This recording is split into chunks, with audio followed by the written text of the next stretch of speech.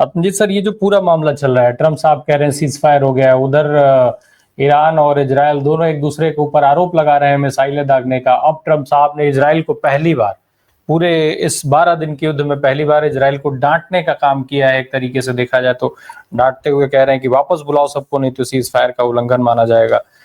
कितना कैसे देख रहे हैं इस पूरे प्रकरण को आप, इस पूरे सीज फायर के मामले को कैसे देख रहे हैं?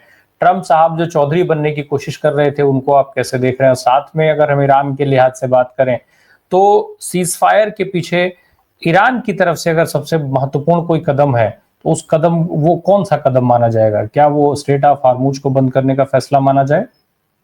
देखिए, स्ट्रेट ऑफ हॉर्मुज तो बंद नहीं होगा और ईरान जो है वो गुरिल्ला वॉरफेयर में माहिर है। मैं आपको बताऊं, 8 साल जो इराक के साथ उसकी लड़ाई चली थी, उसमें कोई इस तरीके के युद्ध को अनाउंस नहीं करना होता था, ना युद्ध विराम की अनाउंसमेंट होती थी।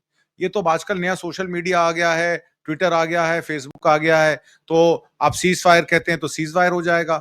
ऑपरेशन सिंदूर जो है स्टार्ट टू फिनिश जो है वो एक तरीके से स्टेज था। वो स्टेज कैसे था कि जीडी वांस इंडिया में आए थे और जीडी वांस जब इंडिया में आए तो उसके तुरंत बाद जो है पहलगाम अटैक होता है। पहलगाम अटैक क्यों होता है? क्योंकि वहां पे जो 3 लेयर्स ऑफ डिफेंस है, सीआरपीएफ, बीएसएफ और जो वहां इंटरनल सिक्योरिटी है, उनको हटा दिया जाता है। अच्छा, फिर जो 3 आतंकवादी 4 आतंकवादियों की फोटो आती है, वो भी बाद में आज पता लगा कि वो फोटो भी गलत थी, वो आदमी तो कुछ और थे। तो आप एक बात को समझिए, ये सारा स्टेज किया जाता है। और उसके बाद जिस तरीके से बालाकोट स्ट्राइक हुई थी और पठानकोट के बाद बालाकोट स्ट्राइक में जब 2019 का इलेक्शन जीता गया था, तो बिहार के इलेक्शन के मद्देनजर ये पूरी स्ट्राइक जो है वो अरेंज की जाती।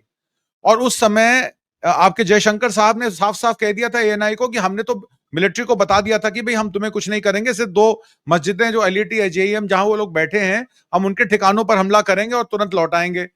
उसके बाद क्या हुआ आपने सब देखा। तो इसका मतलब ये है कि ये ना तो प्रीएम्प्टिव स्ट्राइक थी ना प्रिवेंटिव स्ट्राइक थी, ये तो एक बिल खोला गया और उसमें चूहा फंस गया। और वहां पे जब पाकिस्तान ने रिटेलिएटरी स्ट्राइक की तो आपने उनके air defence forces, air defence system को कम आका। आप ये भूल गए कि चाइनीज सैटेलाइट के जरिए उनको मदद कर सकते हैं। इधर भी जो आपने देखा कल फॉर्डो वाला हमला हुआ, कुछ इस तरीके का ही हमला था।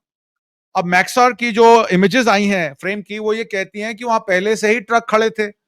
वो ट्रकों की लाइन जो थी 1 किलोमीटर लंबी लाइन, वहां से सारा यूरेनियम एनरिचमेंट जितना भी उनके पास जो इंपॉर्टेंट सामान था वो वहां से लेके जा चुके थे। और वो जब स्ट्राइक होती है, वो कहते हैं कि जो B-2 स्टेल्थ बॉम्बर्स ने SBU जो 57 जो गिराए वहां पर, GBU 57, उनकी जो मार है वो 5000 PSI की जो स्ट्रेंथ होती है आपकी कंक्रीट की, उसमें 80 मीटर तक भेज सकते हैं। अगर उसकी PSI स्ट्रेंथ 30,000 हो जाएगी तो वो 6 मीटर भी क्रॉस नहीं कर पाएंगे। तो क्या उनको नहीं पता था कि वहां पे कौन सी कंक्रीट से उनको फोर्टिफाई किया गया है? और जिस तरीके के वहां पे जहां की लोकेशन है, उसमें साफ साफ फ्रेम में यह बता रहा है कि ये जो स्ट्राइक की गई वो पहाड़ की चोटियों को भेदते हुए वहां से निकल गई। ना किसी सेंट्रीफ्यूगल का नुकसान हुआ, ना किसी यूरेनियम एनरिचमेंट सेंटर का नुकसान हुआ। और अब डोनाल्ड ट्रंप ने यह कह दिया है कि ईरान तो कभी न्यूक्लियर बॉम्ब बनाने वाला ही नहीं था। उन्होंने खुद ही एडमिट कर लिया कि यह लड़ाई का जो बेस था वो सारा बेस ही गलत था।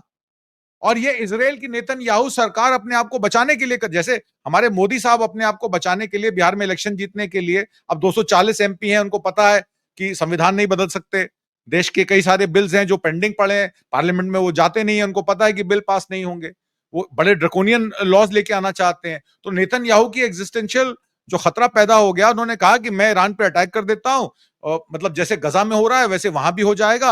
और उसके बाद हमारे ट्रम्प साहब तो बैठे हैं सीज फायर करवाने के लिए, जब ऑपरेशन सिंदूर का करा सकते हैं तो यहां का भी करा सकते हैं। पर नेतन्याहू उसमें फंस गए। वो फंस इसलिए गए, इसराइल को आदत नहीं है वॉर की, सिविलियन वॉर्स की। और ईरान जो है वो इराक से 8 साल लड़ने के बाद जो है, वहां के ईरानी कहते हैं आने दो बम, देखा जाएगा। तो ये दोनों में फर्क है। और जब उनकी इंटरनल गवर्नमेंट में जब उनकी थूथू शुरू हुई और उनके मीडिया ने नेतन्याहू को कॉर्नर करना शुरू किया, तो नेतन्याहू फंस गए।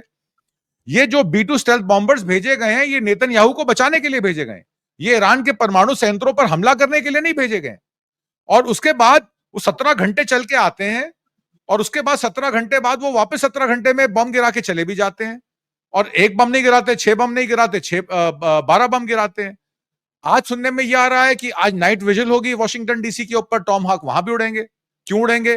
अमेरिका को किससे खतरा है? क्या ईरान उन पे बॉम्ब मारने वाला है या कोई और देश उन पे बॉम्ब मारने वाला है? तो इस तरीके की वॉर मॉन्गरिंग जो है वो गलत है और कहीं ना कहीं डोनाल्ड ट्रंप गलत दिशा निर्देश में फंस गए। उन्होंने अपने ही डिफेंस इंटेलिजेंस यूनिट को बोल दिया, कल आपने सुना होगा, उन्होंने कहा हमारी जो डिफेंस इंटेलिजेंस यूनिट है वो फेलियर है, तुलसी गबार्ड जो कह रही है वो गलत है, मागा के हमारे रिपब्लिकन सब गलत हैं, जो मैं कह रहा हूं वो सही है। वो इसलिए क्योंकि वहां पे इजराइल के जो डिफेंस एक्सपर्ट्स बैठे थे वो ट्रंप को उंगल कर रहे थे कि आप इतना कर दीजिए बाकी हम संभाल लेंगे, आप इतना कर दीजिए बाकी हम संभाल लेंगे।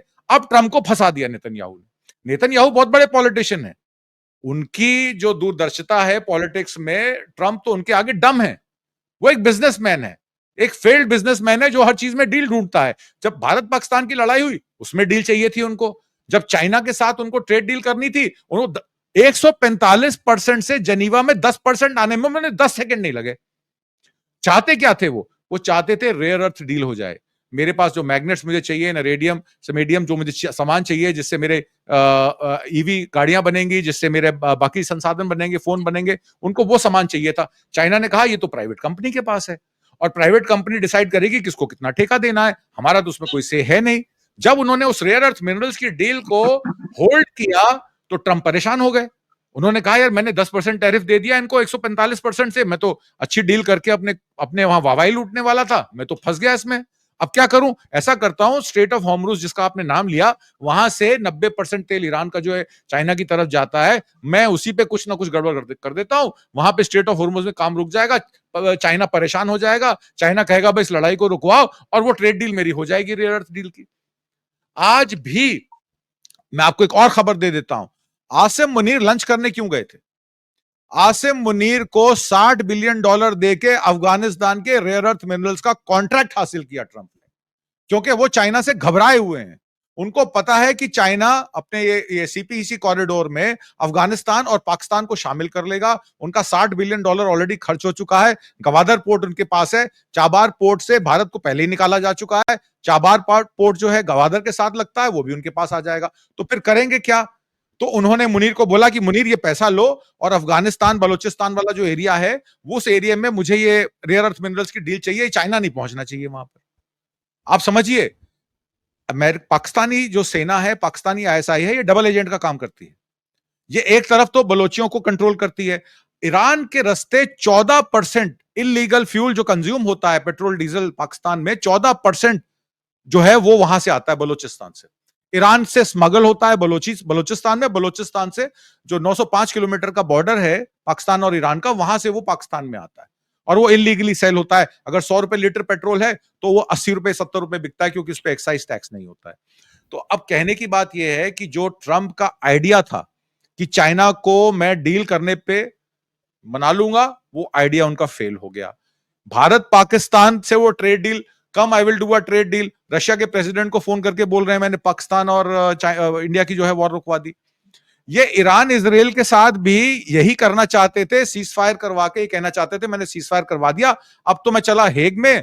वहां अभी हेग में प्रॉब्लम कहां शुरू होने वाली है, वहां पर नाटो की मीटिंग है, नाटो की मीटिंग में ट्रंप की स्पेंडिंग पर बात होने वाली है कि आपने हमारा ठेका लिया था कि नाटो कंट्रीज को अपने जीडीपी का पैसा डिफेंस एक्सपेंडिचर के लिए खर्च नहीं करना है, आपने कहा था कि आप हमें डिफेंस प्रोवाइड करेंगे, an attack on one will be attack on all. हम 36 कंट्रीज यहां बैठे हुए हैं, आपने अपना हाथ क्यों पीछे कर लिया? आज यूक्रेन, अच्छा वहां यूक्रेन भी होगा, जेलेंस्की भी होगा, जिसके पास कोई कार्ड्स नहीं थे टेबल पे, आज वो हुक्म का इक्का लेकर बैठा है। और जो कह रहे थे कि सारे कार्ड्स मेरे पास हैं, आज उनके पास जोकर भी नहीं है। तो अब आप बताइए कि ट्रंप का वहां हाल क्या होने वाला है। तो इस वजह से भी ट्रंप परेशान है और उन्होंने साफ साफ वार्निंग इजराइल को दे दी है कि अगर तुम लोग ये सीज फायर नहीं करोगे, जो 10 बजे तक का उनको टाइम दिया था, अगर नहीं करोगे तो फिर मैं इसमें शामिल नहीं हूं, फिर तुम जानो और तुम्हारा काम जाने।